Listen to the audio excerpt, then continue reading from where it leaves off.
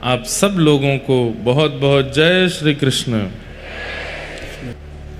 व्यक्ति जब आध्यात्मिक होता है तो पुण्य की कामना करता है, लेकिन व्यक्ति जब भक्त बन जाता है तो फिर पुण्य की कामना नहीं करता। पुण्य क्या होता है? क्षीणे पुण्य मर्त लोकम विशंति। जैसे धन कमाने वाला व्यक्ति अपने धन का उपार्जन किस में करता है? अपने सुखों में करता है। अच्छा खाना है, अच्छा पहनना है, अच्छा घूमना है, अच्छा घर बनाना है, ये ब्रांड पहननी है, ऐसे ब्रांड के ये रखना, आदि आदि आदि। और वो व्यक्ति उसी धन से उपभोग करते करते करते करते एक दिन उसी धन से पाप की ओर अग्रसित हो जाता है और पाप के कारण फिर नरक का गामी बनता है। ठीक वैसे ही पुण्य क्या है? हमने समुद्र स्नान किया, गंगा स्नान किया, तीर्थ यात्रा की, ब्राह्मण भोज कराए, संतों को प्रसाद पवाया, उसके पीछे हमने कामना क्या रखी कि हमें इसका पुण्य मिले। तो पुण्य से क्या होता है? पुण्य से स्वर्ग की प्राप्ति होती मृत्यु के बाद। दो प्रकार से पुण्य खर्च होता है। पुण्य एक प्रकार से आप ऐसा कह सकते हैं आध्यात्मिक धन का नाम है पुण्य। बहुत ध्यान से सुनिएगा, आध्यात्मिक धन को कहते हैं पुण्य। जैसे सामान्य संसारी धन से संसारी उपभोग किए जाते हैं, ऐसे ही आध्यात्मिक पुण्य रूपी धन से स्वर्ग की प्राप्ति होती है। और या फिर कई लोग अपने द्वारा किए गए पुण्यों को इस धराधाम पे ही भोग लेते हैं। किस रूप में? मान लीजिए इस कथा के जो यजमान है, हमने उनकी दो प्रशंसा कर दी, आप बहुत अच्छे हो, और बड़े समाज में कर दी, ये बहुत अच्छे हैं, इन जैसा व्यक्ति हमने नहीं देखा, इनका स्वभाव ऐसा, इनका गुण ऐसा। ये आपकी जो प्रशंसा हो रही है, ये आपके किसी ना किसी पुण्य के फलीभूत हो रही है, मतलब आपका पुण्य घट रहा है। आपने 108 गंगा जी में डुबकी लगाई, वही 108 गंगा की डुबकी पुण्य के रूप में आपका यश गवा रही है। तो कई लोग अपना पुण्य या तो पृथ्वी पर ही खर्च कर लेते हैं, और पृथ्वी पर भी बच जाता है तो उसको स्वर्ग में जाके खर्च करते हैं। लेकिन पुण्य खत्म होते ही मर्त लोकम विशंति, पुनः पृथ्वी पर आना पड़ता है, पुनर्जन्म लेना पड़ता है। हम पुण्य के आदि नहीं हैं, क्योंकि हम आध्यात्मिक नहीं हैं। हम आध्यात्मिक होते होते अब भक्त बन चुके हैं। आध्यात्मिक क्या होता है? आध्यात्मिक मतलब अभी स्कूल कॉलेज का बच्चा है, और स्कूल कॉलेज में पढ़ी गई पढ़ाई से जब वो कुछ बन जाता है तब वो भक्त कहलाता है। और वो इंजीनियर कहलावे, डॉक्टर कहलावे, चार्टर्ड अकाउंटेंट कहलावे, कुछ भी कहलावे, वो विद्यालय से पढ़ करके जब कुछ बन जाता है तब एक स्थिति को प्राप्त होता है। भक्त स्थिति का नाम है।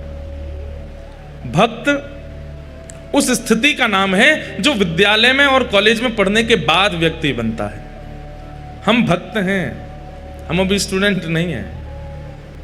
हमें पुण्य की कामना नहीं है, हमारी कामना भक्ति की है।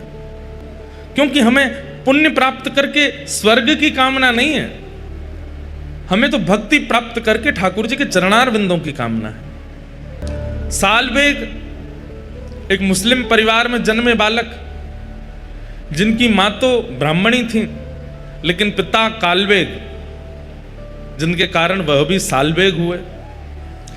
वह भी इस बात को जानते हैं कि मुझे श्रीरंग यानी कि श्री जगन्नाथ जी से पुण्य की कामना नहीं करनी है। श्रीरंगा चरण तले, और ये चरणों की प्राप्ति आध्यात्मिक व्यक्ति नहीं करता, भक्त व्यक्ति करता है। श्री जगन्नाथ मंदिर से जब आप गुंडीचा के लिए प्रस्थान करेंगे, गुंडीचा उसको बड़ दंड कहते हैं, बड़ा रास्ता जहाँ से रथ यात्रा होती है, वहीं पर ही थोड़ी आगे जाकर के मंदिर से गुंडीचा की ओर सीधे हाथ की तरफ देखते चलोगे तो आपको सालबेग जी की समाधि दिखेगी।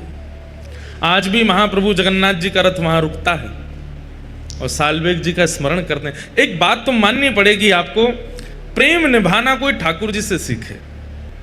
भैया 10 साल प्रेम निभा लेते हैं लोग, 50 साल प्रेम निभा लेते हैं लोग, 50 तो कोई नहीं निभा पाता। आज की डेट में ज़्यादा से ज़्यादा प्रेम का निर्वहन व्यक्ति 25 साल भी कर ले तो बहुत बड़ी बात। उसके बाद तो दोनों सहन करते हैं बस एक दूसरे को, प्रेम निभाते नहीं हैं।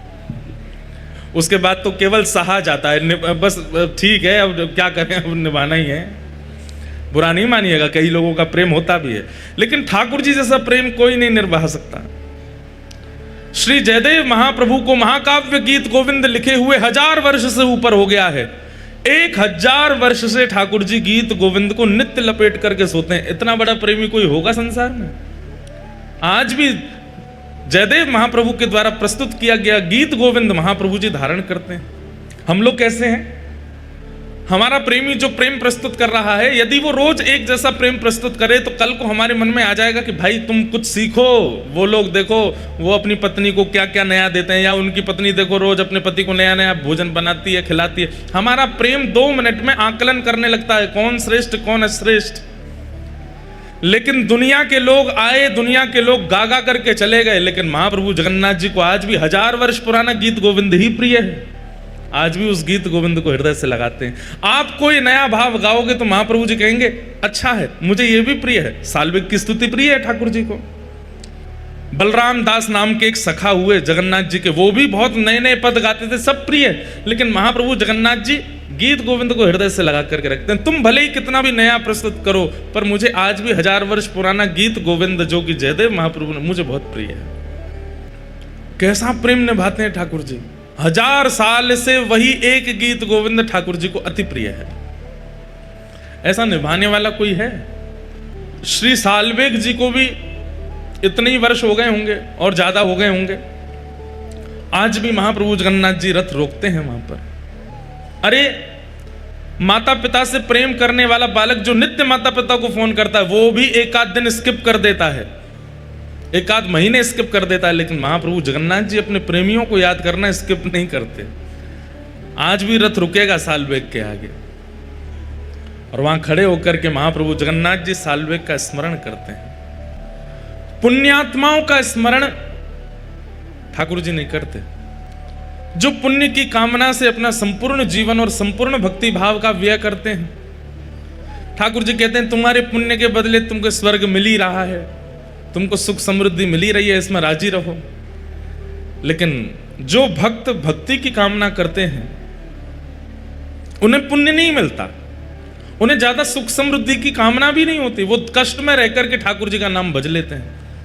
श्री नामाचार्य हरिदास ठाकुर, ध्यान से सुनिएगा, स्वामी श्री हरिदास जी महाराज जिन्होंने श्री कुंज बिहारी लाल जी को प्रकट करके हम सबको दर्शन का सौभाग्य प्राप्त किया, ऐसे ही एक श्री गौड़िया वैष्णव परंपरा के एक आचार्य चरण हुए जिनका नाम था नामाचार्य हरिदास ठाकुर। उनको नाम आचार्य कहा जाता, तो ऐसा नाम गाते थे कि उनका नाम सुनकर के जीव परिवर्तित हो जाते थे।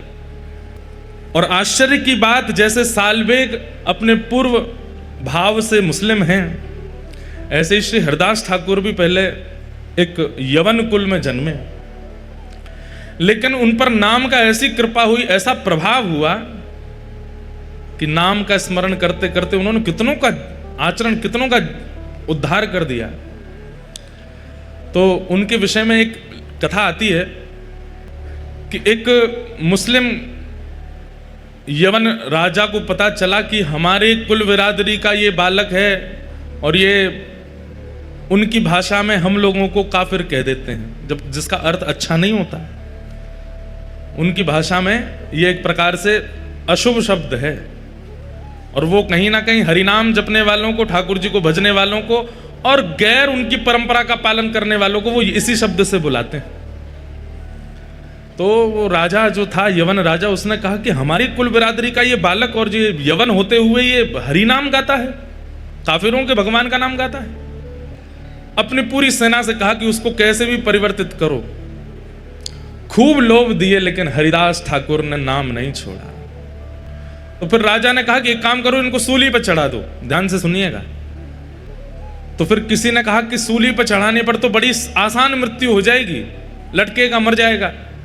ऐसे ऐसे अपने कुल बिरादरी का त्याग करने वाले, काफिर बन जाने वाले को तो बहुत दर्दनाक मृत्यु देनी चाहिए। तो बोले क्या दें?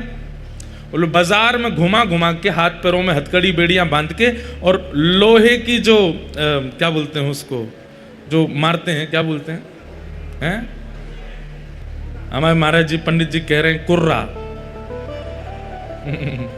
तो कौड़े मारने की आज्ञा दी। कौड़े भी कैसे? जो कौड़े की जो रस्सी होती है उसमें इतनी बड़ी बड़ी कीलें और लगी थी। बोले भरे बाजार में सबको दिखाते हुए, ताकि दहशत बन जाए कि आज के बाद हरिनाम गाने वाला कोई भी दिख गया तो उसकी यही गति की जाएगी। ले जाओ उसको, भरे हाथों में हथकड़ियां, पैरों में बेड़ियां बांध दी, ले गए हरिदास ठाकुर को। ले जाकर के जब कौड़े मारने लगे, कौड़े मारते हैं, हरिदास ठाकुर कहते हैं चाहे जो कर लो, मैं हरि नाम नहीं छोड़ूंगा, मैं प्रभु नाम नहीं छोड़ूंगा। और जितनी तेज मारते हैं उतनी तेज मुख से हरि नाम निकलता है। मारने वालों के पांव पूछते हैं, बोले तू पूछता क्यों, हम तुझे मार रहे हैं? बोले क्योंकि इससे पहले मैंने बहुत प्रयास किया कि मैं खूब ऊंचे स्वर में हरि नाम गाऊं, पर इतना ऊंचा स्वर मेरा पहले कभी नहीं निकला जितना ऊंचा स्वर कौड़े पड़ने से निकल रहा है। और मारो, मेरा स्वर ऐसा निकले कि मेरा ये गले का जो स्वर है ये फट जाए हरि नाम गाते गाते। सब देखते रहे, घबरा गए, अपने बच्चों को ले लेकर के घरों में भाग गए। बच्चे घबरा करके मां से पूछ रहे हैं ये क्यों पिट रहे हैं? बोले क्योंकि इन्होंने काफिरों के भगवान का नाम गाया है। लेकिन कुछ लोगों के चित्त में विश्वास प्रकट हो रहा है, इतनी पीड़ा के बाद भी हरिदास ठाकुर नाम नहीं छोड़ रहे। कहते हैं भगवान के सुदर्शन जी को इतना क्रोध आया कि जैसे आकाश में एक सूर्य है उसी समय दूसरा सूर्य प्रकट हो गया, और वो दूसरे सूर्य नहीं है, साक्षात सुदर्शन जी महाराज प्रकट हो गए। और जैसे ही वेग से आक्रमण करने लगे उन यवनों के ऊपर, हरिदास ठाकुर हाथ जोड़ करके प्रार्थना करने लगे, हे सुदर्शन जी महाराज इन्हें मत मारो, मैं आपके हाथ जोड़ता हूं, मैं आपके पांव पड़ता हूं, इन्हें मत मारो। सुदर्शन जी बोले ये इतनी पीड़ा दे रहे हैं, हरि भक्त को, हरिनाम गाने वाले को तुम्हारा क्या अपराध है? तुमने इनका धन नहीं चुराया, तुमने इनका कुछ नहीं लिया, तुम केवल हरिनाम अपनी कुटिया में बैठ करके, और ये इतनी पीड़ा दे रहे हैं तुम्हें। सुदर्शन जी महाराज बोले इन्हें जला करके भस्म कर दूंगा, दूर दूर तक दिखाई नहीं देगा कोई भी यवन। हरिदास ठाकुर कहते हैं महाराज ये कलयुग है, ये सतयुग नहीं है, ये त्रेता नहीं है, ये द्वापर नहीं है। सतयुग त्रेता द्वापर में हे सुदर्शन जी महाराज आपने खूब उद्धार किया है, अब उद्धार नहीं, अब तो स्वीकार करना है सबको। मैंने आज तक जितने भी नाम जप किए हैं उन सब नामों का प्रभाव, उन सब नामों का फल इन यवनों को दे दो, जैसे मैं यवन कुल का होकर के आज हरि नाम गा रहा हूं। हे सुदर्शन जी महाराज आप अपनी कृपा दृष्टि से अगर इनको देख लेंगे तो ये भी हरि नाम गाने लगेंगे। अब उद्धार नहीं करना है, अब तो स्वीकार करना है। कहते हैं इसीलिए महाप्रभु जगन्नाथ जी के बगल में सुदर्शन जी महाराज को आप देखेंगे तो यहां चक्र रूप में सुदर्शन जी नहीं है, जगन्नाथ जी के बगल में एक दंड रूप में, केवल एक डंडे के रूप में सुदर्शन जी महाराज खड़े हैं। वो नुकीली धार, वो उनका वेग स्वरूप, वो उनका आक्रामक स्वरूप क्यों नहीं है जगन्नाथपुरी में? ऊपर नील चक्र विराजमान है, लेकिन महाप्रभु जगन्नाथ जी के बगल में आयुध रूप में, जहां आयुध रूप में चक्र रूप होना चाहिए था वहां पर डंडे के रूप में खड़े हैं, बिल्कुल नुकीले नहीं हैं। क्यों? क्योंकि ये कलयुग है, यहां उद्धार नहीं, यहां स्वीकार करना है। चाहे कितना भी पापी हो, कितना भी कठोर पाप कर्म करने वाला हो, महाप्रभु जगन्नाथ जी ने आज्ञा दी है सुदर्शन जी को कि यहां मारना नहीं है, यहां पर तारना है, स्वीकार करना है। ऐसे नामाचार्य श्री हरिदास ठाकुर कहते हैं कि एक बार वे भी जगन्नाथपुरी आए थे, श्री चैतन्य महाप्रभु के साथ में यहां विराजमान रहे, खूब ठाकुर जी का, श्री जगन्नाथ महाप्रभु का खूब नाम गाया। उनके ऊपर कलंक लगाने के लिए, अब ये मारपीट से नहीं नाम छोड़ रहे थे तो फिर दूसरा उपाय अपनाया। क्या उपाय अपनाया?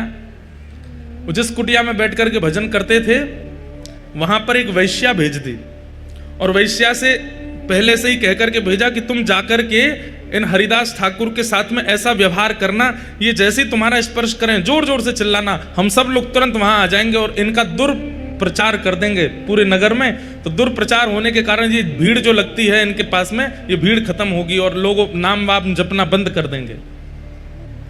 तो वैश्या वो बोली ये तो मेरे बाएं हाथ का खेल है। कितनी आयु है इनकी? बोले 25-26 साल के हैं। बोले अभी जाती हूं। वैश्या आई और आकर के जैसे हरिदास ठाकुर को प्रणाम किया, प्रणाम करके कहा इतने युवा हो आप, कैसा आपका यौवन है, कैसा आपका स्वरूप है, और इस स्वरूप में, इस युवा अवस्था में आप ये सब क्या नाम में जप में लग गए हो? छोड़िए ना, मेरे साथ बैठिए, थोड़ी वार्ता कीजिए, थोड़ा आनंद करते हैं। नामाचार्य श्री हरिदास ठाकुर बोले देवी आप जो चाहती हैं मैं सब पूर्ण करूंगा, आपकी जो मनवांछित इच्छा है, जैसा कहोगे वैसा ही करूंगा, पर मेरा नियम है मैं रोज 3 लाख नाम जपता हूं, वो हो जाए पूरे, उसके बाद फिर तुम्हारी बात मानूंगा। अच्छा, रोज 3 लाख जपते हो? बोले हाँ। अभी कितने बचे हैं? बोले अभी जैसे पूरा होगा मैं बताऊंगा। अच्छा तुम कहाँ जाओगे? बैठी रहो यहीं पे। उसको भी बैठा लिया और नाम जप में लग गए, हरे कृष्ण कृष्ण कृष्ण हरे हरे, हरे राम राम राम हरे हरे। पूरी शाम निकल गई, पूरी रात निकल गई, आधी रात हो गई। वो वैश्या बैठी बैठी झोंके ले रहे थे। हरिदास ठाकुर बोले, देवी अभी तो मेरा नाम बहुत रह गया, तुम जाओ थोड़ा आराम कर लो, कल आ जाना। वैश्या बोली, हाँ मैं जाती हूँ, मुझे तो नींद आ रही है। चली गई। वो यवन जो थे सब बाहर मिले, क्या हुआ, हम इतनी देर से प्रतीक्षा कर रहे हैं, तुमने आवाज नहीं लगाई। अभी पहला दिन है, थोड़ा परिचय हुआ है, उसने कल फिर बुलाया है मुझे, कल होगा, कल मैं आवाज करूंगी, सब आक्रमण कर देना। वैसे अगले दिन फिर आ गए। जैसे ही आकर के बैठी, हरिदास ठाकुर नाम जप कर रहे थे, तुरंत आकर के बैठी, अरे अब छोड़िए ना, क्या भजन कर रहे हैं। देवी कल के 3 लाख तो सुबह पूरे हो गए, आज के 3 लाख अभी चल रहे हैं, पहले ये पूरे हो जाएं, इसके बाद में तुम्हारी बात सुनूंगा ना। दूसरा दिन हुआ, वैश्य आकर के बैठ गए, छोड़िए ना भजन, क्या कहे। बोले 3 लाख नाम रह गए, थोड़ा सा और कर। हरिदास ठाकुर पता है क्या करते हैं, उसको तो बोल देते हैं कि मेरे 3 लाख नाम रह गए, तू बैठ, और नेत्र बंद करके ठाकुर जी से प्रार्थना करते हैं, मेरे प्रत्येक नाम का फल ये वैश्या का मन परिवर्तित हो जाए, इसके मन में जो भाव, जो व्यवहार, जो विचार हैं, ये आपकी हो जाए नाथ। ये जितना प्रयास मुझे रिझाने में कर रही है, उतना प्रयास आपको रिझाने में करने लगे। हे नाथ, मेरे नाम का पूरा फल इसको मिल जाए। पहले 3 लाख नाम उसके सामने कर लिए, दूसरे दिन के 3 लाख नाम, 6 लाख नाम तो उसने बैठे बैठे सुन लिए। तीसरे दिन फिर बुलाया, बोले कि आज भी बहुत जप हो गया, कल तो निश्चित तुम जो कहोगी वही होगा, कल आ जाना। बंधुओं, मैं एक बात कहता हूं कि कई बार ऐसा होता है कि आध्यात्मिक ऊर्जा जिसकी अति होती है ना, भक्ति रूप में, उस व्यक्ति की उपस्थिति मात्र आपके हृदय को परिवर्तित कर देती है। 6 लाख नाम सुनने के बाद में उस वैश्या की स्थिति ये हो गई कि उसे अपने पूर्व के किए हुए जो पाप नहीं लगते थे, वो पाप लगने लगे। एक बात बहुत ध्यान से सुनिएगा, गुरु आश्रय, वैष्णव आश्रय, या फिर किसी भी प्रवचनकर्ता के प्रवचन सुनने के बाद में अपने पूर्व के किए हुए दुर्गुण अनुभव होने लग जाएं कि हमने वो गलत किया था, ये 10 साल पहले हमसे अपराध हुआ था, या ये 6 साल पहले जो हमने ये किया ये ठीक नहीं था, अपने भाइयों से या अपने परिवार के लोगों से या किसी के साथ, मित्र के साथ, इनके साथ जो हमने व्यवहार किया ये उचित नहीं था। ये मन में भावना प्रकट होने लग जाए तो समझ जाना जिसको आपने प्रणाम किया है उसने आपको कृपा भर के देखा है, तभी आपके दुर्गुण दिख रहे हैं आपको। नहीं तो कई बार लोग अनेक संतों को प्रणाम करते हैं लेकिन फिर भी वैसे के वैसे ढीठ ही रहते हैं, बदलते नहीं। क्यों? इसमें 2 कारण हो सकते हैं, या तो उस आचार्य चरण ने कृपा भर के देखा नहीं, या फिर उसके पाप इतने प्रगाढ़ हो चुके हैं कि वो आचार्य चरणों की दृष्टि से भी धूमिल हो नहीं रहे। हमें ऐसा लगता है कि आचार्य तो कृपा भर के ही देखते हैं, लेकिन उस व्यक्ति की ही इच्छा नहीं होती कि मैं अपने पाप नष्ट करूं। किसी भी महापुरुष को प्रणाम करेंगे और उस प्रणाम के बाद यदि अपने एक अवगुण का भी चिंतन नहीं होता तो आपने प्रणाम नहीं किया है, केवल आडंबर किया है। वो वैश्या 2 दिन से 6 लाख नाम सुन रही है और आज स्थिति ये हुई कि जैसे ही वो रात्रि में बैठी अपने घर जाकर के सोने लगी, उसको नींद नहीं आती है और अपने द्वारा किए गए सारे पापाचार उसको दिखाई देने लगे। ये तन मुझे उपभोग करवाने के लिए मिला, इस तन को मैंने कितना उच्छिष्ट बना दिया, केवल लोक रंजन के लिए इसका श्रृंगार किया, लोक रंजन के लिए खा पिला करके इसको बड़ा किया। अरे इस तन से यदि हरिनाम किया होता, कहां वो श्री हरिदास ठाकुर 2 दिन से मैं रोज प्रयास करती हूं कि वो कैसे भी मुझ पर आकृष्ट हो जाएं, लेकिन ऐसा क्या है उस हरिनाम में कि उसको छोड़ते नहीं है वो। आज तीसरे दिन आकर्षण करने के लिए नहीं गई है, आज तीसरे दिन वो ये देखने गई है ऐसा क्या है हरिनाम में जो मेरे सौंदर्य भी फीका लग रहा है हरिदास ठाकुर को। तीसरे दिन फिर पहुंच गए। हरिदास ठाकुर, अरे देवी आप आ गए? हाँ मुझे पता है आपका 3 लाख नाम रह गया है ना, वही करोगे आप तो। हाँ देवी, और एक और बात, वो क्या, मैं महीने में 1 करोड़ नाम जपता हूं।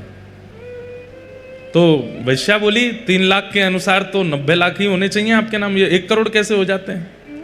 बोले क्योंकि महीने के विश्राम दिनों में 3 लाख में मैं कुछ बढ़ोतरी करता हूं, थोड़े जोड़ जोड़ के करता हूं, ताकि महीने के विश्राम तक 1 करोड़ पूरे हो जाएं। जैसे एक व्यापारी व्यक्ति हर महीने के अंत में कितना प्रॉफिट हुआ है गिनाई करता है, ऐसे ही हम नाम निष्ठ जो होते हैं ना, महीने के अंत में पूरे महीने का नाम इकट्ठा देखते हैं कितना जपा। 1 करोड़ अगर नहीं होता तो फिर 2-3 दिन अंतिम दिन के जो होते हैं उसमें हमें ज्यादा मेहनत करनी पड़ती है ताकि 1 करोड़ हो जाए। ये सब बातें वो बैठ करके सुन रही है, कह रही है ऐसा क्या है इस नाम में। हरिदास ठाकुर बोले अच्छा बैठो तुम भी करो। और जैसे ही उसने हरि नाम गाना शुरू किया, नेत्रों से अविरल अश्रुधार गिरने लगे, रोम रोम कंपायमान होने लगा, अपने सारे पाप उसको दृष्टिगोचर होने लगे। अब तो उसे ये चिंता होने लगी कि मेरा उद्धार कैसे होगा। मैं इतनी पाप कर्म कर चुकी हूं, कितने महात्माओं को बर्बाद कर चुकी हूं, कितने लोगों के घर उजाड़ चुकी हूं, अपने इस तन को मैंने कितनों को बेच दिया, अब मेरा उद्धार कैसे होगा। चरण पकड़ लिए हरिदास ठाकुर के, बोले मुझ पर कृपा करो। अब मैं आपसे केवल एक ही कामना करती हूं कि नाथ आप कृपा भर के मुझे देखो ताकि मेरा उद्धार हो। हरिदास ठाकुर कहते हैं व्यक्ति को जब अपने पूर्व के किए गए कर्म उनके प्रति आत्मग्लानि प्रकट हो जाती है और उस आत्मग्लानि के कारण अपने जीवन को परिवर्तन करने की इच्छा प्रकट हो जाती है, व्यक्ति का उद्धार तो तभी हो जाता है। समझ में आई बात? हम अपने अवगुणों को खुद से ही छुपाते हैं, गलत क्रियाएं करने के बाद खुद ही भूल जाते हैं। लेकिन जिस दिन हमें अपने कृत्य का अनुभव होता है और अनुभव करके हम स्वयं ही चिंतन करते हैं कि यह गलत था, वास्तव में मानिए कि उसी दिन ठाकुर जी की कृपा हुई है कि आपके मन में चिंता प्रकट हुई कि यह गलत था, इसका सुधार करना पड़ेगा। चरणों में गिर गई, बोले मुझ पर कृपा करो। हरिदास ठाकुर बोले देवी अब जो मेरी निष्ठा है वो तुम धारण करो, मैं अब कहीं और जाकर के भजन करूंगा। इस कुटिया में मैंने लाखों करोड़ों नाम जप किए हैं, अब तुम इस कुटिया में रहो और यहां रह करके नाम जप करो। हरिदास ठाकुर वो कुटिया, अपने भजन की कुटिया उस वैश्या को दे दी और वहां बैठ करके वो वैश्या ऐसा नाम करने लगी, ऐसा नाम करने लगी, जिस वैश्या का मुख देख करके संत जन मुंह फेर लेते थे और सोचते थे कहीं हमारे पाप नष्ट नहीं हो जाए। आज उसी वैश्या के भक्त बनने पर उनकी कुटिया के बाहर संतों की भीड़ लगती है। क्यों? बोले वो दिन में एक बार बाहर निकल के आती है और जब वो बाहर आती है उसका रूप देखते ही हमें साक्षात जगन्नाथ जी का अनुभव होने लग जाता है। बंधुओं, रूप सुंदर वो नहीं जिसकी सुंदरता देख करके लगे ये कितना सुंदर है, बल्कि रूप सुंदर वो कि जिसकी सुंदरता देख करके नेत्र बंद हो जाए और मन में भाव आए कि ये इतना सुंदर है तो वृंदावन चंद कितने सुंदर होंगे। किसी का स्वर सुनकर के ये ना लगे कितना अच्छा गाता है, उसकी वाणी सुनकर के मन में भाव आने लगे कि ये इतना सुंदर गाता है तो श्री मदन मोहन कितना सुंदर गाते होंगे। किसी का श्रृंगार नृत्य देख करके लगे कितना बढ़िया नृत्य कर रहे हैं, लेकिन उस समय मन में ये भाव आवे कि जब रास क्रीड़ा में श्री ठाकुर जी त्रिभंग लली बन करके आते होंगे, जिनके नृत्य पर सूर्य चंद्रमा भी वारे वारे जाते हैं, उनका नृत्य कितना सुंदर होगा। आज वही वैश्या जिसकी सुंदरता काम प्रकट करती थी, आज उसकी सुंदरता भक्ति प्रकट कर रही है। ये भजन का प्रभाव है, ये नाम का प्रभाव है। तो हम निवेदन कर रहे थे कि आध्यात्मिक बनना एक बात है, पुण्यात्मा बनना एक बात है और भक्त बनना विशेष बात है। कथा का उद्देश्य, महाप्रसाद सेवन का उद्देश्य, आप लोग पुण्य अर्जन करना मत रखो। तीर्थ यात्रा का उद्देश्य, समुद्र स्नान का उद्देश्य, उसके प्रति पुण्य की भावना मत रखो, भक्ति की भावना रखो, भक्ति की इच्छा रखो। स्वयं भगवान श्री जगन्नाथ कहते हैं कि मैं अपने भक्त के पराधीन हूं, पूरा विश्व मेरे पराधीन है पर मैं अपने भक्त के पराधीन हूं। ऐसे नामनिष्ठ बनिए। आपको पता ध्वजा पर सूर्य चंद्र बने हैं महाप्रभु जी के। हमारे जीयर स्वामी मठ वाले पूज्य महाराज जी से एक बार हमने पूछी कि महाराज जी ध्वजा क्यों है और ध्वजा में सूर्य चंद्र क्यों है, तो महाराज जी ने बहुत सुंदर उत्तर दिया कि सूर्य चंद्र भगवान के नेत्र हैं तो ध्वजा में सूर्य चंद्र विराजमान होकर के ठाकुर जी पूरी तरफ अपनी दृष्टि घुमाते रहते हैं, देखते रहते हैं, कोई कष्ट में तो नहीं, कोई दुखी तो नहीं, कोई पीड़ित तो नहीं। तो श्री ध्वजा जी क्या है, ध्वजा जी में जो सूर्य चंद्र है भगवान के नेत्र हैं, और ठाकुर जी पूरे श्री क्षेत्र को ध्वजा जी से देखते रहते हैं। एक प्रकार से सीसीटीवी कैमरा लग रहा, आप कैमरे की निगरानी में हो, कुछ भी करने से पहले सोच लेना। अच्छा, महाप्रभु जगन्नाथ जी की ध्वजा ऐसी है कि आप श्री क्षेत्र किसी कोने में चले जाओ, वो बात अलग है कि गली मोहल्ला में बिल्डिंग इतनी ऊंची है, लेकिन कहीं भी छत पर खड़े हो जाओ आपको ध्वजा जी दिख जाएंगे। इसका मतलब क्या है, आपको ध्वजा जी नहीं दिख रही है, महाप्रभु जगन्नाथ जी को आप दिख रहे हो, वो सब जगह देखते रहते हैं। तो ध्वजा जी का एक भाव। दूसरा भाव निर्भयता। ध्वजा जब रोहण होती है, जब फहराती है, तो जहां तक वो दिख रही हैं, इसका मतलब वहां तक महाप्रभु जगन्नाथ जी का क्षेत्र है, वहां तक जगन्नाथ जी की छत्र छाया है। उतने क्षेत्र में किसी को भयभीत होने की आवश्यकता नहीं है, महाप्रभु जगन्नाथ जी हैं। अगर कोई कष्ट भी आ जाए, आप तीर्थ में हैं, कोई कष्ट आ जाए, आप तुरंत देखिए ध्वजा किधर है, और ध्वजा को देख करके जैसे ही आप प्रणाम करेंगे, हमारी बात को विश्वास मानिएगा, एक क्षण बाद में होगा, कष्ट निवृत्त पहले होगा। ध्वजा जी की ये महिमा है। वो ठाकुर जी का हस्तकमल है, छत्र छाया है। ठाकुर जी दूर दूर तक अपने ध्वजा के द्वारा अपना हस्तकमल, अपनी छाया बना करके रखते हैं।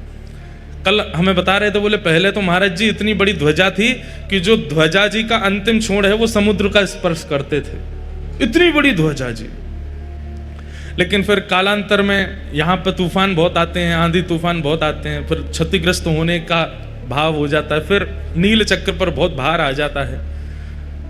और उस काल में भीड़ बहुत कम होती थी, ज्यादा लोग होते नहीं थे। ऐसा कहते हैं कि राजा रानी ध्वजा जी स्पर्श करके समुद्र में गोते लगाते थे, इतनी ऊंची, इतनी लंबी ध्वजा। मैंने कहा बढ़िया है, ध्वजा छोटी हो गई। आज के लोग तो ध्वजा ही पकड़ के भीतर समुद्र में जाते आज तो भीड़ भी इतनी है, तो इसलिए फिर ध्वजा जी अब छोटी है, अब 14 हाथ की ध्वजा जी। लेकिन हमारे पूज्य जीएस स्वामी मठ वाले महाराज जी ने एक बड़ी विनोद की बात बताई, बड़े आनंद की बात। बोले लाला, सूर्य तो विराजमान है, लेकिन चंद्रमा क्यों विराजमान है? मैंने क्यों विराजमान है? बोले सूर्य तो प्रकाश के प्रतीक हैं, तो ध्वजा में सूर्य का होना मतलब प्रकाश का प्रतीक है, लेकिन चंद्रमा क्यों है? आपने कहा आप बताओ। बोले चंद्रमा इसलिए है क्योंकि श्री चंद्रमा जी जगन्नाथ महाप्रभु के साले साहब हैं। कौन है? और महालक्ष्मी मैया बार बार नाराज हो जाती हैं जगन्नाथ जी से। तो जब जब लक्ष्मी जी क्रोध करती हैं, किसी बात पर नाराज हो जाती हैं, सुनाती हुई जब आती हैं श्री मंदिर में, तो बलभद्र सुभद्रा जी तो कोने हो जाते हैं, बोले आप ही निपटो दोनों। तब ठाकुर जी धीमे धीमे ऐसे ऊपर देखते हैं, तो लक्ष्मी जी कहती हैं मैं यहाँ सामने खड़ी हूं, आप ऊपर क्यों देख रहे हैं? बोले आप भी देखो ऊपर। तब लक्ष्मी जी ऊपर देखती हैं तो कहती हैं अरे हमारे भैया इन्होंने सिर पे बैठा रखे हैं, हमारे साले साहब इन्होंने सिर पे बैठा, हमारे भाई साहब इन्होंने सिर पे बैठा रखे हैं। तो कहते हैं महाराज जी बता रहे, बोले कि जगन्नाथ जी ने अपने साले साहब सिर पे बैठा रख के पत्नी को ये बताते हैं, देखो तुम हम पे इतना क्रोध कर रही हो, हम देखो तुम्हारे भैया को सिर पे बैठाए हैं। तो लक्ष्मी जी जब ऊपर देखती हैं तो फिर शांत हो जाती हैं, जितना उनका क्रोध होता है वो सब शांत हो। अच्छा कोई बात नहीं, अब की बार कर दिया, आगे से नहीं करना। तो जगन्नाथ जी कहते हैं हाँ आगे से ध्यान रखेंगे। ऊपर से साले साहब मुस्कुरा जाते, वो जीजा जी आपने हमको इसीलिए बैठाया है कि हमारी बहन का कोप कम हो सके। बोला हाँ इसलिए बैठे हो, इस बैठे रहो ऊपर ही। तो इसलिए चंद्रमा विराजमान है कि लक्ष्मी जी को क्रोध आवे तो ठाकुर जी ऊपर देखने लगते हैं और कहते हैं देखो तुम्हारे रिश्तेदार बैठे हमारे सिर पर, है कोई हमारे जैसा प्रेमी जो अपने साले को सिर पर बैठा ले? तो लक्ष्मी जी क्रोध कम कर देती हैं, इसलिए महाप्रभु जी अपने ध्वजा में चंद्रमा धारण करते हैं। महाप्रसाद का नियम है बंधुओं की वो झूठा नहीं होता। आप सब लोग व्यवस्थित एक एक पत्तल में बैठ करके पा रहे थे, हमको बहुत अच्छा तो लग रहा था, लेकिन महाप्रसाद का नियम ऐसा, एक ही पत्तल में 4 बैठ जाओ। एक दाल माँ को महाप्रसाद में मिलावे, दूसरा उठा के पाले, ऐसे पाया जाता है महाप्रसाद। तो और ये सुख यही हो, बाकी और कहीं भी आप पाएंगे तो वहां आपको बड़ी मर्यादा से ही पाना पड़ेगा। झूठा नहीं उठा सकते, हाथ आपको कहीं भी नहीं लगा सकते, स्पर्श का भाव है, सब चीज अपरस में रहनी पड़ती है, प्रसाद एक ही हाथ से पाना पड़ता है सब कुछ। पर यहाँ जगन्नाथपुरी का नियम है, एक तो आसन पे नहीं बैठना है, दूसरा नीचे बैठ करके पाना है, और तीसरा कोई लगा करके सामने दे दे तो बात अच्छी, नहीं तो जो पा रहा है उसके बगल में बैठ के, भले ही वो अपरिचित है, आप पा सकते हैं। एकमात्र जगन्नाथपुरी का ऐसा प्रसाद है जो ठाकुर जी के सन्मुख से लेकर के भक्तजनों के पेट तक पवित्र ही रहता है। वो जीभ पर जाने के बाद भी अशुद्ध नहीं होता, नहीं तो हर वस्तु जीभ पर जाती झूठी हो जाती है, लेकिन महाप्रसाद आपके उदर तक जाने तक भी अपवित्र नहीं होता, वो पवित्र ही रहता है। ऐसा केवल जगन्नाथपुरी का महाप्रसाद है और कहीं ऐसा संभव नहीं है। ऐसे महाप्रसाद को कल पाया। आज सुबह मंगल ठाकुर जी के सामने हरिनाम संकीर्तन करते हुए सब लोग आए। जगन्नाथपुरी में तो बिना मेहनत किए पसीना आ जाता है। महाप्रभु जगन्नाथ जी ने ऐसा मौसम यहाँ प्रकट कर रखा है कि कोई व्यक्ति कुछ ना करे, केवल बैठ जाए, चलने लग जाए तो ही उसके सबरे रोमकूप जो है खुल जाते हैं एक एक रोम से। और ये जो पसीना आता है ना, इसमें बड़ी कमजोरी आती है, लेकिन ऐसे में भी कोई नृत्य करे, कोई गावे, तो सोचो उसकी ऊर्जा कितनी होगी। महाप्रसाद से यदि आपने अपने पितरों का स्मरण करके महोदधि में वह अर्पित कर दिया, आपके पितरों के आज तक जितने आपने श्राद्ध किए समस्त श्राद्धों का फल पूर्ण हो जाएगा। महाप्रसाद अर्पित कर दीजिए, आपके पितृ आनंदित हो जाएंगे, प्रसन्न हो जाएंगे, तृप्त हो जाएंगे। जितने भी पितृ दोष आदि हैं सब निवृत्त हो जाएगा। महाप्रसाद अर्पित कर दीजिएगा। कल विश्राम दिवस है श्राद्ध पक्ष का। कई बार ऐसा होता है कि आप जब रात्रि में सोते हैं तो आपको सर्प दर्शन होते हैं, सांप दिखते हैं। सांप दिखने के दो कारण हमारे वास्तु विशेषज्ञ और जो एस्ट्रोलॉजर होते हैं वो लोग बताते हैं। एक कारण तो ये बताते हैं कि धन प्राप्त होने वाला है, पर अगर पितृपक्ष में सर्प दर्शन होता है तो उसका एक यह भी संकेत माना जाता है कि आप शायद श्राद्ध अच्छे से कर नहीं रहे हैं, इसलिए पितृ आपको संकेत कर रहे हैं कि हमारा श्राद्ध अच्छे से कर दो। तो सर्पों के द्वारा वो यह दिखाते हैं। और भी उसमें कई क्रम है, पर मूलतः हमें यही पता है कि मानो पितृ ये आज्ञा कर रहे हैं कि थोड़ा श्राद्ध अच्छे से कर दो, और यहीं स्नान करके अपने पितरों को प्रणाम कर लीजिएगा। निश्चित ही महाप्रसाद का एक कण जीवितों को कल्याण कर देता है, तो जो मृतक हैं उन पर तो उद्धार कर ही देगा, सबका मंगलमय होगा। परीक्षित भी मुक्ति की कामना कर रहे थे, 7 दिन में मरने वाली की मुक्ति की उपाय बताओ, पर श्री शुकाचार्य जी ने उनसे कहा कि मुक्ति नहीं, भक्ति मांगो। मुक्ति मतलब मृत्यु के उपरांत भगवान का दर्शन, और भक्ति मतलब जीवित अवस्था में ठाकुर जी का साक्षात्कार। भक्ति की कामना करो। और भक्ति की कामना करते हुए उन्होंने प्रणाम किया और श्री शुकाचार्य जी भागवत श्रवण कराने लगे। सृष्टि प्रसंग बताया। सृष्टि प्रसंग के बाद स्वयंभू मनु शत्रुपा के 3 पुत्री और 2 पुत्र हुए। आकुति, देवभूति, प्रसूति, और 2 पुत्र हुए प्रियव्रत, उत्तानपाद। यहां पर श्री देवभूति माता का विवाह कर्दम ऋषि के साथ में हुआ और उनके यहां भगवान कपिल बन करके प्रकट हुए। कपिल भगवान ने देवभूति माता को ज्ञान उपदेश किया।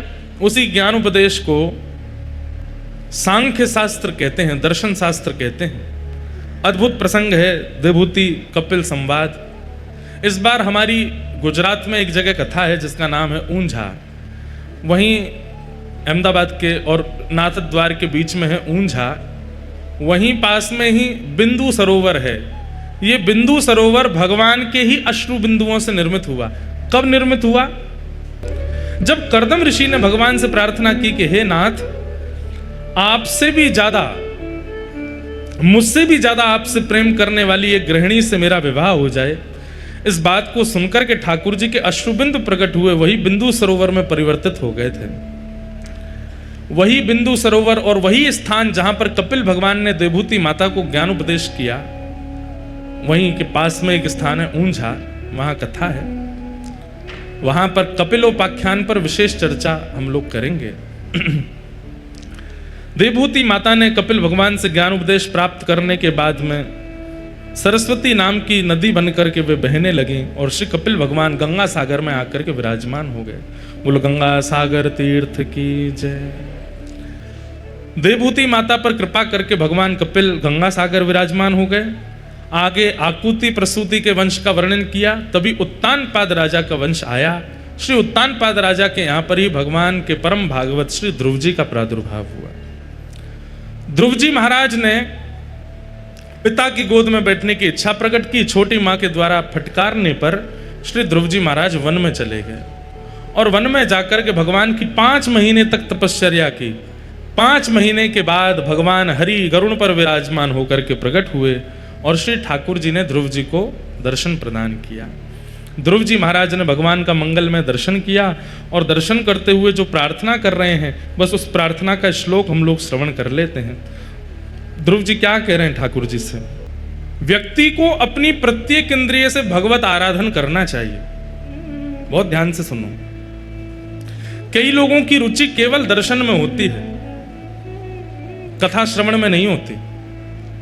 उन लोगों को जगन्नाथ जी दर्शन करा दो, बद्रीनाथ दर्शन करा दो, वो आपसे कह भी देंगे कभी कहीं तीर्थ जाओ दर्शन के लिए, हमको जरूर बताना। लेकिन आप उनसे कह दोगे कि भाई हम कथा करा रहे हैं, कथा नहीं सुन पाएंगे भैया, कभी कहीं तीर्थ जाओ, धाम में जाओ तो हमको ले चलना। दर्शन हमसे चाहे जितने करा लो, घुमा फिरा चाहे जितना लो, लेकिन कथा बैठ के सुनने के लिए मत कहो। मतलब वो नेत्रों से तो भक्ति करते हैं पर कानों से भक्ति नहीं करते। कई लोगों की दर्शन भक्ति प्रगाढ़ होती है और कई लोगों की नाम भक्ति प्रगाढ़ होती है। बहुत ध्यान से सुनिएगा। नाम भक्ति कैसे? कीर्तन में खूब गवा लो, कीर्तन में खूब नचवा लो, कीर्तन में खूब उन्माद संकीर्तन करा लो, लेकिन कथा सुनने की मत कहो, प्रसाद पाने की मत कहो। क्यों? प्रसाद में स्वाद नहीं आता, महाप्रसाद बढ़िया नहीं लगता, हम तो होटल पर जाके पाएंगे। मतलब एक भक्ति भाव में तो निपुण है पर दूसरे भक्ति भाव में कहीं ना कहीं लेश होता है। ऐसे भक्त को यह मानना चाहिए कि वो ठाकुर जी के द्वारा स्वीकारित नहीं है। अरे जो प्रस्तुत कर दिया जाए हर चीज में अव्वल रहे। मतलब कथा सुनवा लो, सुनने में भी निपुण है, तीर्थ यात्रा करवा लो, तीर्थ यात्रा में भी निपुण है, परिक्रमा करवा लो, परिक्रमा में भी निपुण है, ठाकुर जी का श्रृंगार करवा लो, श्रृंगार में भी निपुण है, ठाकुर जी का नाम गुणगान करवा लो, वो उसमें भी निपुण है। भगवान की किसी भी भक्ति में अपने आप को कम ना समझे, हर स्थिति में प्रगाढ़ रहे। ध्रुव जी महाराज कहते हैं ये भक्त का धर्म होता है। भक्ति के जितने प्रकार हैं वो सब प्रकार उसको आने चाहिए, एक प्रकार में भी वो निपुण ना रहे, अनिपुण ना रहे। अब आप लोग विचार करो किस भक्ति भाव में आप निपुण नहीं हो और उसी पे प्रयास करो कि अब यही करना है, इसी में ही मुझे प्रवीण होना है। जैसे अपने प्रियतम को रिझाने के लिए प्रियतमा प्रियतम को प्रिय लगने वाली हर भावना को धारण कर लेती है, ऐसे ही भक्तों को ठाकुर जी को प्राप्त होने वाले हर साधन को स्वीकार करना चाहिए।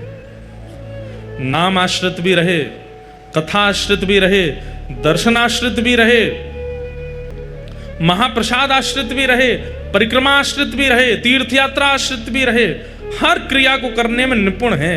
किसी में भी कहते हैं ना कि कई लोग संसार में ऑलराउंडर होते हैं, उनसे खाना बनवा लो, उनसे गाना गवा लो, उनसे गाड़ी चलवा लो, उनसे कपड़े पहनवा लो, उनसे ये काम करवा लो। ऐसे ही ऑलराउंडर भक्ति में हो, कुछ करवा लो, सब में निपुण है। ठाकुर जी के संबंध की कोई भी क्रिया करने में अनिपुणता नहीं है। आज ही विचार कीजिए ऐसी कौन सी भक्ति क्रिया है जिस क्रिया को आप अच्छे से नहीं कर पाते हैं, और उस क्रिया में आज से ही ध्यान लगाना शुरू कीजिए कि ये मुझे अच्छे से करना है। सब लोग इधर देखो, इधर देखो, हम क्या कह रहे हैं वो सुनो, ये तो चलता रहेगा। अपनी एक निष्ठा, अपनी प्रत्येक भगवत परायण स्थिति को प्रगाढ़ कीजिए। कई लोग हैं वो स्वरूप बहुत अच्छा बनाते हैं, तिलक बहुत अच्छा लगाते हैं, तिलक अच्छा लगाएंगे, ये बढ़िया, शिखा बढ़िया सजा के रखेंगे, केश आदि बढ़िया बना करके रखेंगे, कपड़े उपड़े बिल्कुल ऐसे पहन के, महाराज देखते ही लगता है कि शंकराचार्य जी के बाद यही हैं। इनको देख करके, उनकी चाल आदि देख करके यूं लगता है आहा कितना भक्त आ रहा है। यहाँ पर रुद्राक्ष पहन करके घूमेंगे, पैरों में भी बढ़िया कुछ पहन लेते हैं, बहुत बढ़िया श्रृंगार करके घूमते हैं। अब आप श्रृंगार में तो निपुण हो, आप देखने में तो लग रहे हो कि ठाकुर जी के भक्तों पर, भीतर बिल्कुल भक्ति नहीं है। आपको कार्य करना चाहिए। भैया ठाकुर जी के हम हैं, ये केवल संसार को नहीं दिखाओ, ठाकुर जी को भी दिखाओ कि तुम उनके हो। आजकल प्रभाव बांटने में हम लोग इतने निपुण रहते हैं, सबको दिखना चाहिए कि मैं भक्त हूं। सबको तो दिख गया, जगन्नाथ जी कह रहे हैं मोह तो पता ही नहीं चली कि तू मेरा भक्त है। कभी तेने भजन नहीं कियो, कभी तेने मेरे दर्शन नहीं किए, कभी तेने महाप्रसाद नहीं पायो, और ये पूरी दुनिया ऐसे ही गा रही है कि तू मेरा भक्त है। महाप्रभु जगन्नाथ जी भी कहते, अच्छा किसकी चर्चा हो रही है बाहर? बोले फलाने की चर्चा हो रही। अच्छा वो भक्त है मेरा? दाऊदा तक हम्बे लाला चर्चा तो यही है। अरे भैया बाहर ते भक्त दिख रहा है, भीतर ते तो कभी मुख स्मरण कियो ने। इसमें लोक रंजन की भावना नहीं होनी चाहिए। मेरे ठाकुर जी रीछ श्री बलराम दास जी जगन्नाथ महाप्रभु के परम भक्त हुए।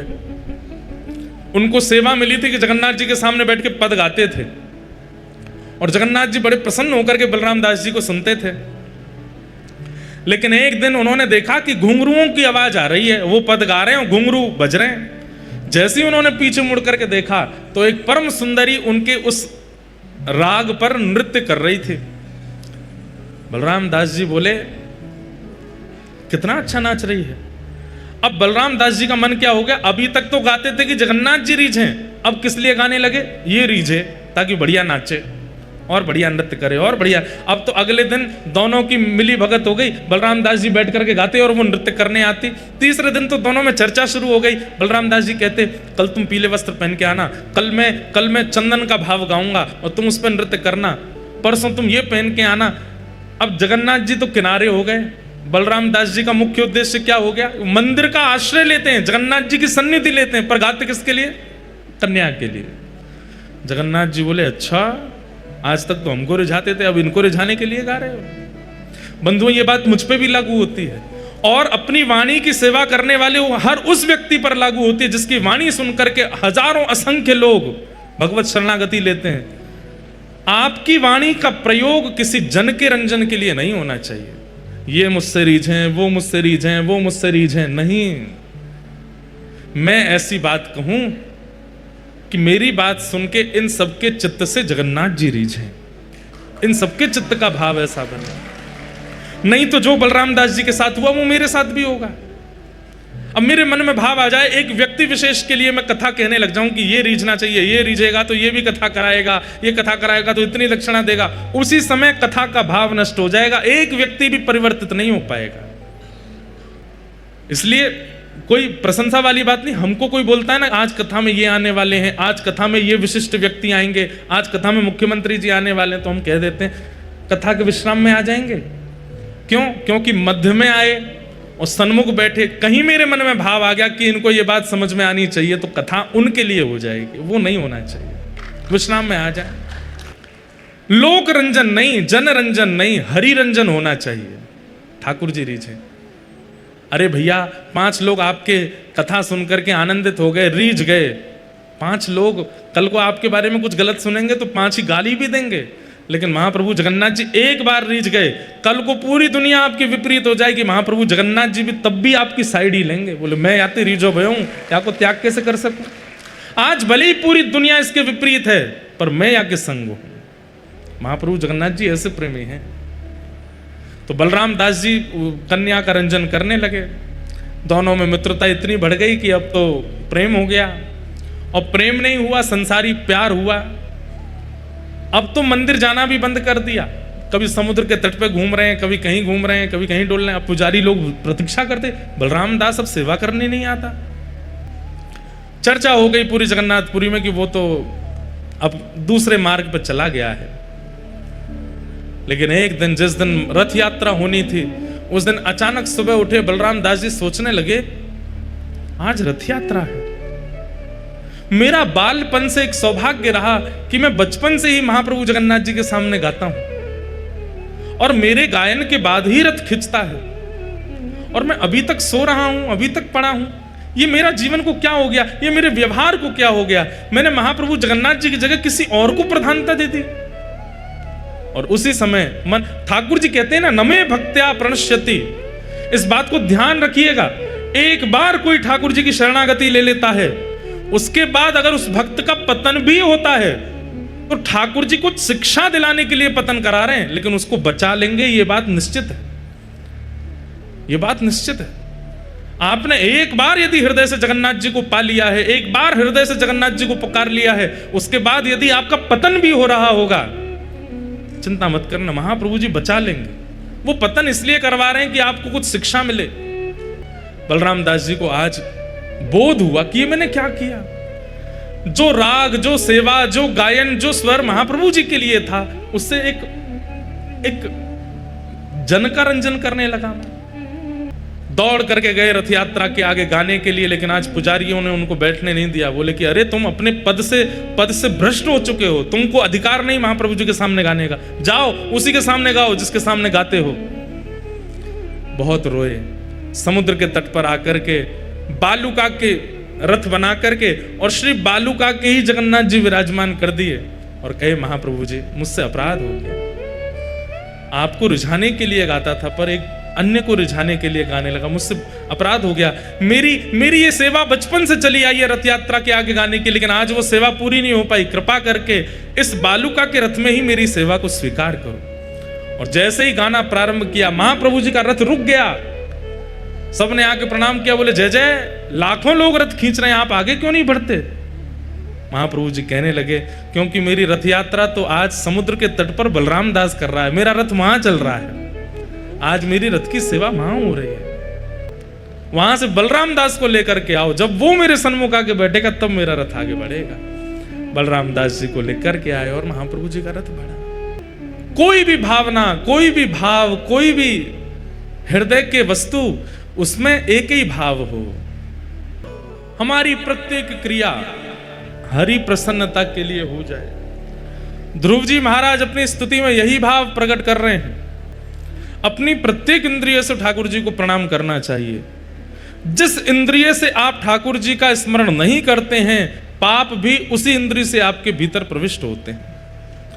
आप केवल दर्शन में रुचि रखते हैं, प्रसाद में रुचि नहीं रखते, तो निश्चित है जिह्वा से ही पाप भीतर जाएगा। आप दर्शन में रुचि रखते हैं, प्रसाद में रुचि रखते हैं, लेकिन कथा श्रवण में रुचि नहीं रखते, तो निश्चित है पाप प्रविष्ट यहीं से होगा। आप दर्शन में रुचि रखते हैं, प्रसाद में रुचि रखते हैं, श्रवण में भी रुचि रखते हैं, लेकिन ठाकुर जी की सेवा नहीं करते, तो निश्चित है कि आपके हस्त कमल ही पाप के मार्ग पर आपको ले जाएंगे। आप दर्शन में रुचि रखते हैं, श्रवण में रुचि रखते हैं, प्रसाद में रुचि रखते हैं, सेवा भी करते हैं, लेकिन प्रदक्षिणा नहीं करते हैं, तो आपके चरण ही पाप मार्ग की ओर ले जाएंगे। आप प्रदक्षिणा भी करते हैं, सेवा भी करते हैं, दर्शन भी करते हैं, श्रवण भी करते हैं, महाप्रसाद भी, लेकिन दंडवत प्रणाम नहीं करते, तो किसी भी इंद्रिय से, गुप्तांगों से, गुप्त इंद्रियों से आप पाप के भागी बन सकते हो। इसलिए सर्वांगीण अंग ठाकुर जी के सन्मुख अर्पित कर दो और किसी भी इंद्रिय को ठाकुर जी से दूर मत रहने दो। ये आज्ञा किसकी है? श्री ध्रुव जी महाराज की।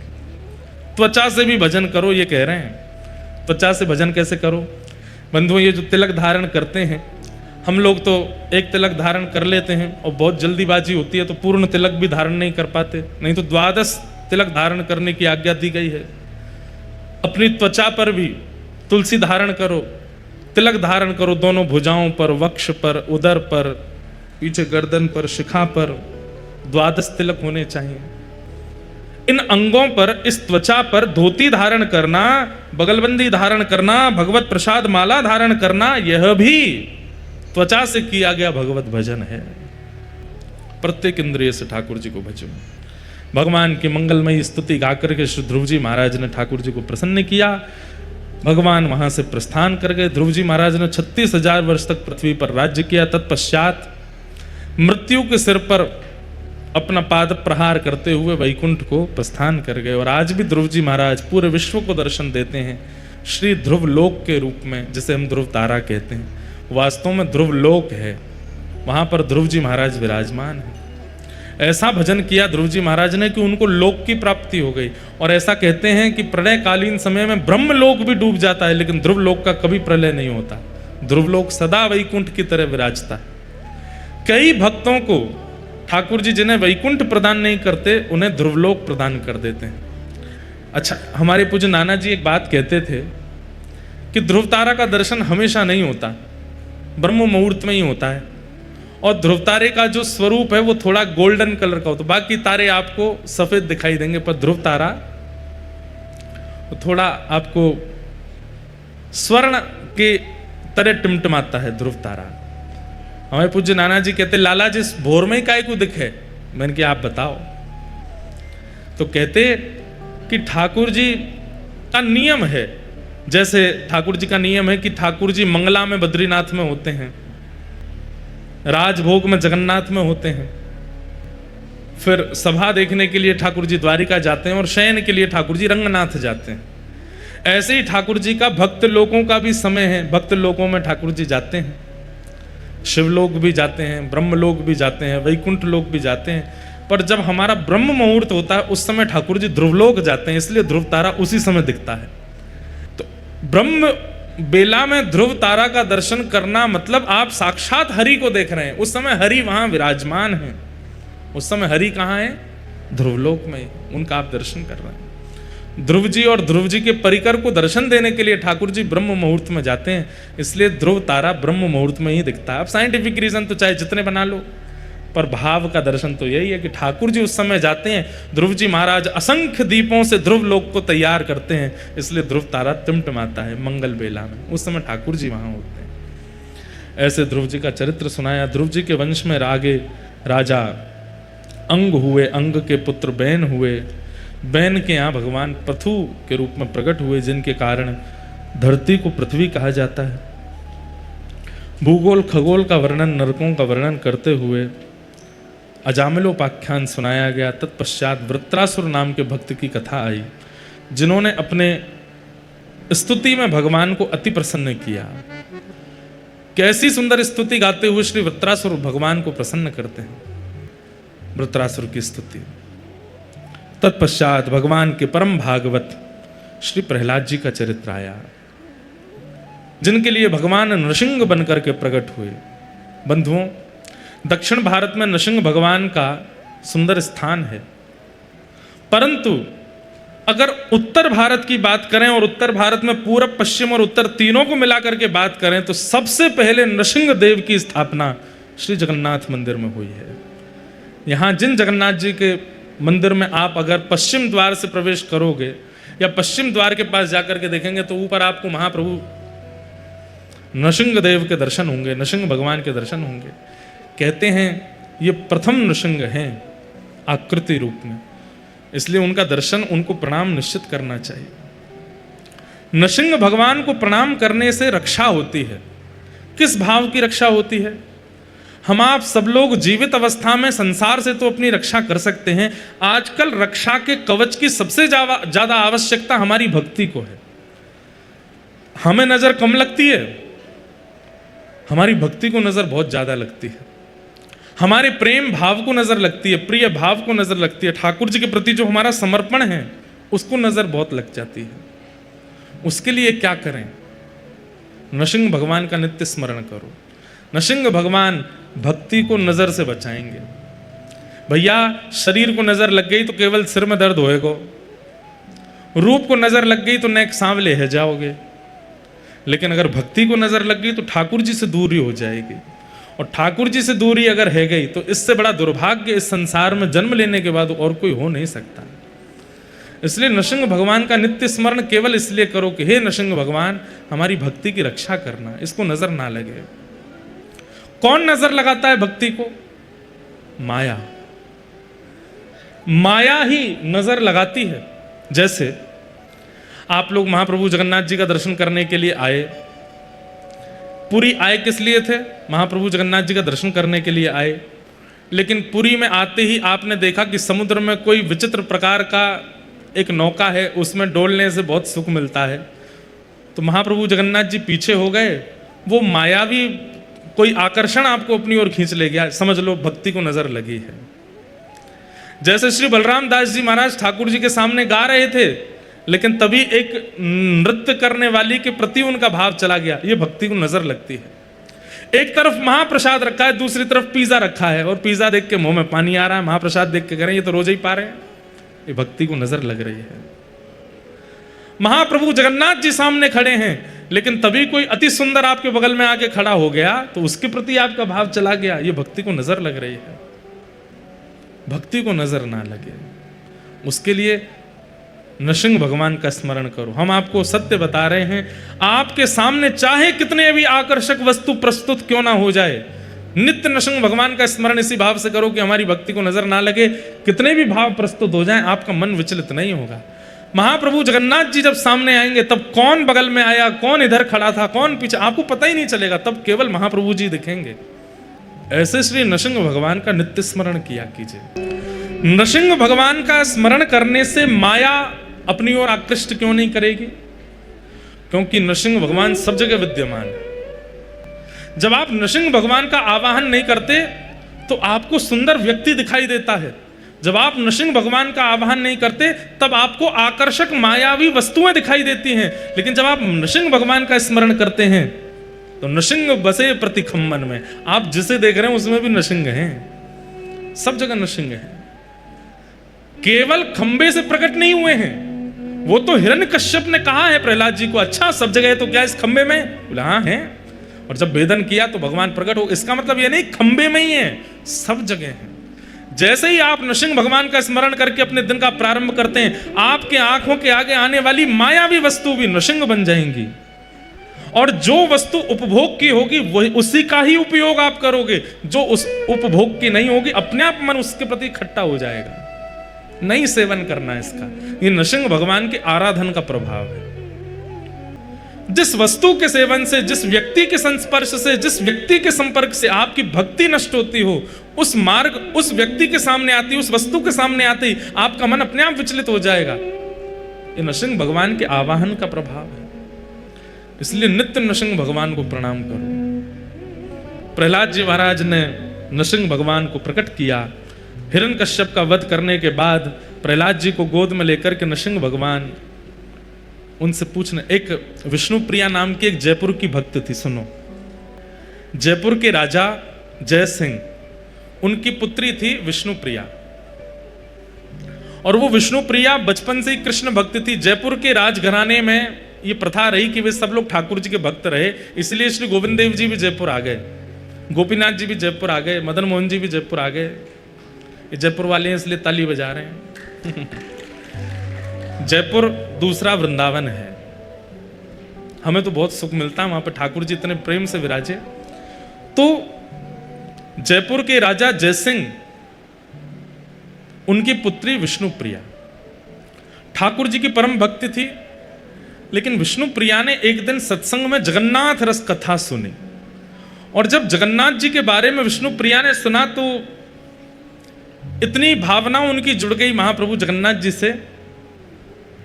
अब तो वे अनुचरों को भेजने लगे, दर्शन करने भी गई, जगन्नाथ जी का दर्शन करके आनंदित हो गई। वो पद है ना, मेरो मन गिरधर छवि पे अटक्यो, ऐसे ही विष्णुप्रिया के साथ हुआ। वो जब महाप्रभु जगन्नाथ जी का दर्शन करने आई तो मेरो मन जगन्नाथ में अटको। वो जगन्नाथ जी की ऐसी प्रिय हो गई कि उन्हें महाप्रभु जगन्नाथ जी की याद आती रहती थी। इतनी स्मृति हुई कि एक बार उन्होंने किसी संत से कहा कि मैं क्या करूं, मुझे जगन्नाथ जी की बहुत याद आती है, पर इतना दूर है एक तो श्री क्षेत्र, पिताजी साल में एक बार तो अनुग्रह करके ले जाएंगे लेकिन बार बार नहीं जाने देते। तो किसी संत ने कहा, नित्य ही कोई ना कोई जगन्नाथपुरी जाता है, आप पत्र लिख करके जगन्नाथपुरी भेजो। विष्णुप्रिया ने पत्र लिखे और उन पत्रों में अपना प्रेम प्रकट किया जो वो जगन्नाथ जी को कहना चाहती हैं। और उन समस्त पत्रों को इकट्ठा करती रही कि जब कोई मिलेगा कि जगन्नाथपुरी जा रहे हैं तो उसको दे देंगे। तब राजा ने अपने ही एक सेवक को आज्ञा की कि हमारा बहुत मन हो रहा है कि महाप्रसाद का भोग आवे जगन्नाथपुरी से, तुम जगन्नाथपुरी जाओ और वहां से महाप्रसाद लेके आओ। विष्णुप्रिया को जब ये बात पता चली तो उसने सारे पत्र इकट्ठे करके एक लिफाफे में डाल करके उस सेवक को दे दिए। राजा ने स्वर्ण मुद्रा अलग दी, विष्णुप्रिया ने स्वर्ण मुद्रा अलग दी। बोले मेरी तरफ से है, पिताजी ने जो तुमको आज्ञा दी तुम उसको करना, पर मेरे पत्र महाप्रभु जी को पहुंचा देना। तो अनुचर है। स्वर्ण मुद्रा लेने के बाद चल रहा था घोड़े पे बैठ करके, थोड़ी देर बाद लगा बहुत भार हो गया है, देखूं क्या क्या सामग्री ऐसी जो काम की नहीं उनको फेंक दूं। उसने वो पत्र निकाला, खूब सारे पत्र थे। एक दो पत्र पढ़ा तो जोर जोर से हंसने लगा। ये भगवान तो पूजने की वस्तु है, ये क्या प्रेम पत्र जैसे लिख दिए हैं। और वो पत्र वहीं फेंक दिए बीच मार्ग में। और अनुचर निकल पड़ा जगन्नाथ जी की यात्रा के लिए। जैसे ही वो जगन्नाथपुरी पहुंचा, कहते हैं रात भर उसको नींद नहीं आई। क्यों नींद नहीं आई? कि वो तो जगन्नाथपुरी आ गया, लेकिन महाप्रभु जी जिन पत्रों की प्रतीक्षा कर रहे थे वो पत्र लेकर के नहीं आए। महाप्रभु जी को नींद नहीं आ रही है कि मेरे पत्र आए होंगे, कहाँ हैं वो, अभी तक नहीं दिए इसने। ब्रह्म मुहूर्त में जैसे ही उसके नेत्र बंद हुए तो जगन्नाथ महाप्रभु रुदन करते हुए उसको दिखाई दिए और बोले, तुमने अपने मतलब की वस्तु, अपने मतलब की सामग्री तो तुमने अपनी जेब में रख ली, और मेरी मतलब की वस्तु जो तुम जयपुर से लेके आए थे वो तुमने बीच रास्ते में फेंक दी। ये तुमने अच्छा नहीं किया। कल सुबह मेरा दर्शन करने जरूर आना और तुम्हें कल पता चलेगा कि मुझे क्या प्रिय है। तुम्हारे मन में यह भावना है कि केवल स्वर्ण चांदी के आभूषण, पुष्पों के आभूषण, सुंदर सुंदर ये सामग्रियां ही मुझे प्रिय लगती हैं, तो कल सुबह दर्शन करने आना। वो अनुचर जैसे ही महाप्रभु जगन्नाथ जी का दर्शन करने के लिए गया तो क्या देखता है, महाप्रभु जगन्नाथ जी ने विष्णु प्रिया के द्वारा लिखे गए जितने पत्र थे उन पत्रों की ही माला अपने गले में धारण कर रखी, एक एक पत्र अपने गले में पहन रखा है। स्वयं गए और जहां पत्र पड़े थे स्वयं महाप्रभु जी लेकर के आए। इतने प्रिय लगते हैं ठाकुर जी को। हम तो निवेदन करते हैं कि बहुत स्मृति होती है तो जाना आवश्यक नहीं है, ठाकुर जी के लिए पत्र लिखो। आजकल अब ठाकुर जी पे व्हाट्सएप तो है नहीं कि आप जगन्नाथ जी को व्हाट्सएप कर दो, इंस्टाग्राम डीएम कर दो, फेसबुक पे भेज दो, कुछ पत्र लिखो और महाप्रभु जी को भेजो। हम आपसे सत्य कह रहे हैं, महाप्रभु जी पढ़ते हैं और पढ़ करके आपके समस्त भावों को स्वीकार करते हैं। बस प्रस्तुत करने वाला होना चाहिए। प्रहलाद जी महाराज ठाकुर जी से अति प्रसन्न है। ठाकुर जी ने अपनी गोद में प्रहलाद जी को बिठा करके कहा कि प्रहलाद, यदि आने में विलंब किया हो तो क्षमा करना। प्रहलाद जी महाराज बोले, नहीं प्रभु, आपने विलंब नहीं किया है, आप तो अपने समय से पधारे, पर मैंने ही शायद याचना में थोड़ा विलंब किया, इसलिए आपको आने में समय लगा। भगवान ने प्रहलाद जी को आश्वासन देकर के, अपनी भक्ति का वरदान देकर के वहां से प्रस्थान किया। बोलो नृसिंह भगवान की। तत्पश्चात अन्य अन्य भाव सुनाए गए, बलि वामन अवतार की कथा सुनाई गई और गजेंद्र मोक्ष उद्धरण की कथा सुनाते हुए नवम स्कंद में सूर्यवंश के राजाओं का चरित्र सुनाया, गंगा जी के प्रादुर्भाव का विषय सुनाया और इन्हीं वंश कथाओं में प्रभु श्री राम के प्रादुर्भाव का चरित्र आया। ये जगन्नाथ जी राम भी हैं, ये जगन्नाथ जी श्री कृष्ण भी हैं, नारायण तो वो हैं ही। इन्होंने राम रूप में दर्शन कराए गोस्वामी तुलसीदास जी महाराज को। जब गोस्वामी तुलसीदास जी इनको देख करके घबरा गए, बोले अरे ये कैसे परमात्मा, इनके हाथ नहीं, पैर नहीं, मुख नहीं। गोस्वामी जी यहां से जाने लगे तो बीच मार्ग में ही जगन्नाथ जी प्रकट हो गए और श्री राघव रूप में प्रकट होकर के बोले, एक तो खुद हमारे ऐसे रूप का वर्णन कर देते हो और फिर खुद ही देख के घबरा जाते हो। गोस्वामी जी बोले, ऐसे रूप का वर्णन मैंने कब किया? तब ठाकुर जी बोले, बिन पग चलहि सुनहि बिन काना। किसने लिखी ये चौपाई? गोस्वामी जी बोले, ये तो हमने लिखी है। तो फिर बिना पैर के मुझको देख करके तुम घबरा क्यों रहे हो? आपको पता महाप्रभु जगन्नाथ जी प्रसाद कैसे पाते हैं? ये आजान बाहु हैं, इनकी ऐसी भुजा क्यों है? ताकि मेरे समीप आने की इच्छा भी कोई रखता हो, किसी के मन में ये भाव हो कि पास जाके ही हमारा भोग स्वीकार होगा, पास जाके ही दर्शन स्वीकार होगा, उसको संकेत करते हैं महाप्रभु जी, चिंता नहीं करो, मेरे हाथ लंबे हैं, तुम जहां से प्रस्तुत करोगे वहीं मेरे हाथ आकर के सब ग्रहण कर लेंगे। इसीलिए गरुण स्तंभ के पीछे भोग मंडप है ना, गरुण स्तंभ के पीछे है ना भोग मंडप, वहीं भोग धरा जाता है ना। महाप्रभु जी का भोग वहीं रखा, जहां से आप लोग दर्शन करते हैं उसके भी पीछे भोग मंडप है, वहां महाप्रभु जी का भोग पधराया जाता है। महाप्रभु जी कैसे पाते हैं? बीच के सब लोग जब बंद हो जाते हैं तो ऐसे ही पाते हैं, दूर दूर से उठा उठा के पाते हैं। आजान बा, लंबी भुजाएं महाप्रभु जी की। बिना करके सब क्रिया भी करते हैं, बिना कान के सुनते भी हैं, बिना पैर के चलते भी हैं। एक प्रकार से जगन्नाथ महाप्रभु ने गोस्वामी तुलसीदास जी से कहा, तुमने जैसा मेरा वर्णन किया है मैंने वैसा ही रूप धारण किया। खुद ही घबरा रहे हो देख करके। फिर गोस्वामी जी दर्शन करने के लिए गए और देख करके आनंदित हो गए, बोले जय हो प्रभु, मुझसे गलती हो गई, मैंने ही ऐसे रूप का वर्णन किया है और मैं ही घबरा रहा हूं। तो महाप्रभु जी राम रूप में भी दर्शन देते हैं और संभवतः या तो साल के श्रृंगारों में, या पता नहीं कब महाप्रभु जी धनुष बाण भी धारण करते हैं? साल में होता है, करते तो हैं धारण, हाँ कभी करते हैं, धनुष बाण भी धारण करते हैं। एक तो हमारे पंडित जियों को पता नहीं कहां से खबर मिलती है, ये खुद हमारे संग रहते हैं, इनको कौन बता देता है? अच्छा, तो महाप्रभु जी धनुष बाण भी धारण करते हैं, राम वेश में भी आते हैं, और श्री बलभद्र जी महाराज लक्ष्मण वेश धारण करते हैं। ऐसे रूप में भी दर्शन होता है। ऐसे प्रभु श्री राम को हम बारंबार प्रणाम करते हैं। तत्पश्चात भगवान के चंद्रवंश की कथा सुनाई गई, और इसी चंद्रवंश में भगवान श्री कृष्ण रूप में प्रकट हुए। कोई एक महीने की ऐसी तिथि आती है, उन तिथि में माँ यशोदा ही महाप्रभु जगन्नाथ जी की रसोई बनाती हैं। उस समय लक्ष्मी जी कहते हैं, लक्ष्मी जी मायके गई हैं, पुरुषोत्तम मास, पौष मास, उसमें यशोदा मैया रसोई बनाती है, और रात्रि 2:30-3 बजे ही महाप्रभु जी बाल भोग पा लेते हैं। मेरे मन में ऐसी भावना आई, 2:30-3 बजे क्यों बाल भोग पाते होंगे? तो मन में ऐसी भावना आई कि श्री यशोदा मैया जब रसोई संभालती हैं तो महाप्रभु जी लाला बन जाते होंगे, और बालकों का स्वभाव होता रात में 2 बजे उठ के रोते हैं, भूख लगी कुछ खवाओ तो उठ के महाप्रभु जी थोड़े रुदन करते होंगे, मैया अब पत्नी वारे नहीं, अब मैया वारे। 1 महीना यशोदा मैया ही सेवा में रहती हैं रसोई घर की, और कहते हैं कि प्रथम पक्षी के चहकने से पहले महाप्रभु जी बाल भोग कर लेते हैं। उसके पीछे कारण तो यहाँ का कुछ होगा, पर मुझे ऐसा लगा इतनी रात्रि में महाप्रभु जी क्यों पा लेते हैं? तो भाव आया कि छोटे लाला बन जाते होंगे यशोदा मैया को देख के। तो लाला का तो स्वरूप होता है, बालकों का तो स्वभाव होता है, रात्रि में रोते हैं, फिर माँ उठ करके दूध पिलाती है, कुछ खिलाती है, बालक को भूख लगी। तो ऐसे ही महाप्रभु जी भी प्रथम पक्षी की चहक होने से पहले ही बाल भोग पा लेते हैं। और यहाँ के सब सेवायत बताते हैं, बोले कि आप महाप्रसाद बाकी के दिन पाओ, और जब महाप्रभु जी की रसोई यशोदा जी सिद्ध करती हैं तब आप प्रसादी पाओ। ऐसी अद्भुत प्रसादी बनती है, हर भाव में ऐसा लगेगा कि लाड़ प्यार से बनाई गई है सामग्री।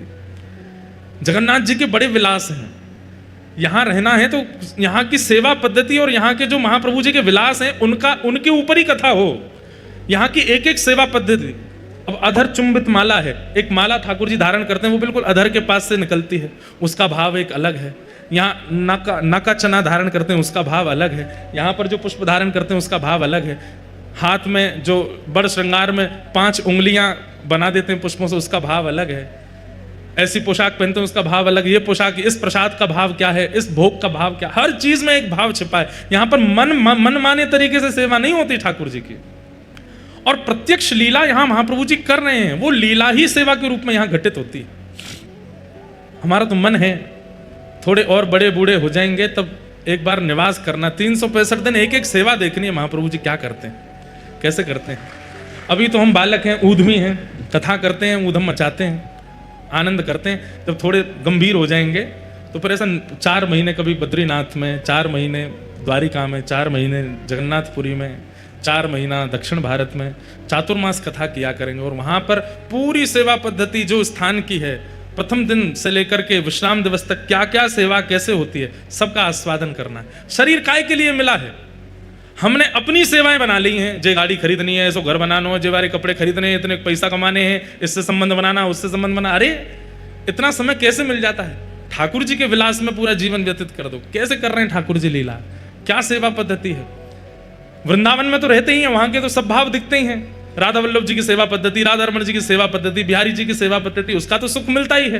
पर वही राधा वल्लभ जी जब जगन्नाथपुरी में आते हैं तो यहाँ कैसी सेवा कराते हैं, उसका भी आस्वादन होना चाहिए। हम तो कह रहे हैं जितने युवा इतना पैसा कमाओ, धन धान्य कमा के बैंक बैलेंस पूरे अथाह भर लो, और उसके बाद फिर हमारे संग हो लेना। पैसा यहीं खर्च करेंगे। अपने 50 के आगे के जो वन है ना, 51, 52, 53, ये वनों में ही निकालेंगे। जगन्नाथ वन में, बद्रिकाश्रम वन में, श्री द्वारिका वन में, दक्षिण भारत के वन में, सब ठाकुर जी के विलासों का चिंतन करेंगे। और सब जगह घूम घाम के फिर हमारी आयु हो जाएगी 70 के आसपास, फिर अखंड वृंदावन में ही रहेंगे। फिर तो राधा रमण जी छोड़ दे कहीं नहीं जाएंगे। फिर तो बिहारी अंतिम घूम घाम के हम लोग ऐसी नदी हैं, ये समुद्र में नहीं मिलेंगे, लौट करके वृंदावन में ही मिलेंगे। सब जगह घूम घामने के बाद में वृंदावन छोड़ और कहाँ जा सकते हैं। पर अवसर मिले तो इस सब तीर्थों का आस्वादन करना चाहिए। यहाँ का एक अपना सुख है।